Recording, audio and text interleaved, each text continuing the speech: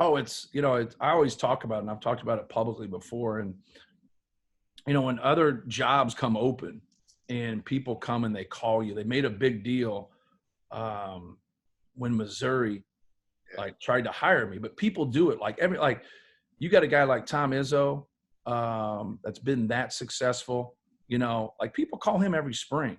They know but they call him like people that are success. Jay Wright, like people call those guys. They've been to Final Fours. They've been, and they're in great positions, but people still call them and check their temperature to see, hey, would you have interest? Whatever. They've been doing it, those guys, for 20 years. And so when they call, like why that got out, I don't know, because it didn't get out on my end. But you answer the phone and you listen.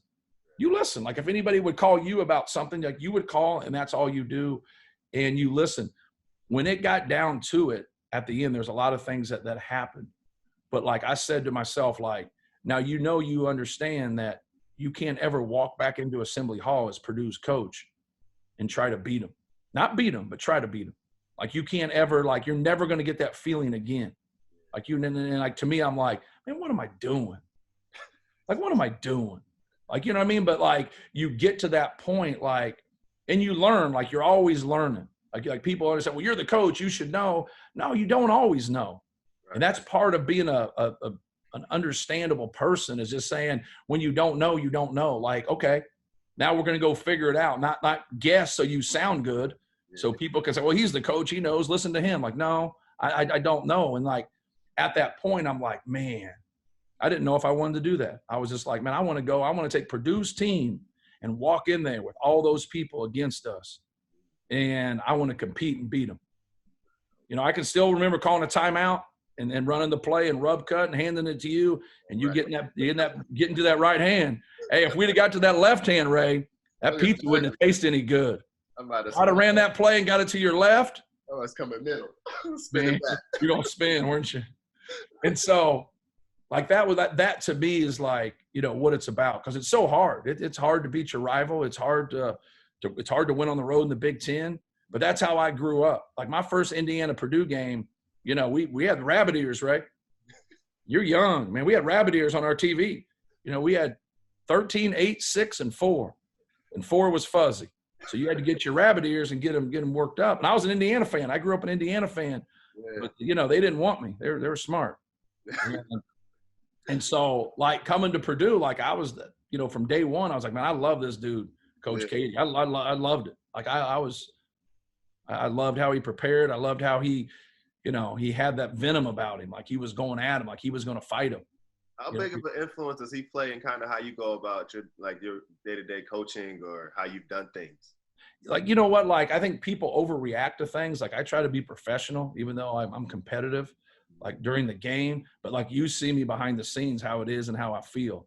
Like, that's how I feel, man. Like, you got to do it. Like you're laughing because you've heard, you can't say it on here, but it's like, it's how I feel, but you could still be professional. Right. You can still like go out there, man, have some sense about you, go be competitive, embrace the physicality of the game, have some, have a way about you, like have some class. Right. That's what I say every time we lose. And as you know, exactly. Every time we lose, like, class is what you show when things don't go your way. And that's when you get people that'll compete, that will play hard, and they'll have that balance of class.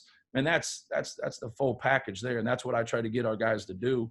But like, there's nothing that beats it, man.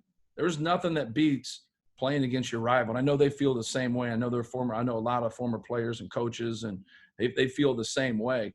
But you got to earn it. Like we're going in there Thursday. You got to earn it. Like, they're tough. They're physical too. They want to win too. So like, how are you going to separate yourself? Right. What are you going to do when things get tough? Yeah, Coach. I know. Coach, like you said, that was easy for me. But I do have a couple questions before we get you out of here. I appreciate everything. I'm looking forward to the game on Thursday. I'm actually going to go live on the network after the game with a former IU player. I don't know if we released it yet, so that could have been breaking news. But after the game, we're going to go live to discuss the game. So I hope I have a lot to talk about. But, Coach, I got a couple questions before we get you out of here. First question I want to know, this is for me. And also, I think I saw this on Twitter last night. If you could build a team from Purdue, a starting 5, the first 7, all-time Purdue team, who would you put on it? We've had all-time Purdue team or team people I've coached. Let's do people you coached. No. Let's do people you've played with or coached. Played with or coached. Or seen. Let's do this. No, because I want to go back a little bit. Let's go back from high school on. From my high school on, okay. That's very difficult. We've had 5 All-Americans, not honorable mention, All-Americans, since we've been here. Carson, Eachwan, Rob, Jawan, and Biggie. And so, like, right there, they kind of separate themselves. If you're playing in an actual game, you probably need to float some people in there because Eachwan Moore can guard people. Jawan Johnson can guard people. Robbie Hummel can guard people. Biggie is just okay, but he's the best rebounder in the mix, and he can really pass, so he's going to blend with people.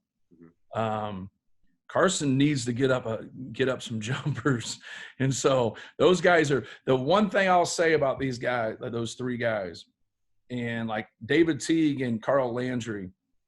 Carl Landry's the best pro out of all of them so far. Each one probably close, and so like he probably needs to be in there, even though he wasn't an All-American. David Teague was a 2-way player. Chris Kramer was such a good defensive player. Dakota Mathias was so efficient. You were such a good defensive player. So when you're getting a team and you want to get 10 to 12 guys, like you see it a lot with those USA teams, like they're getting the best 8. Then those next 4, you're getting in some specialty type guys to make your team run and work and things of that nature. But like when you go back to my high school, like you're throwing in like Troy Lewis and Todd Mitchell.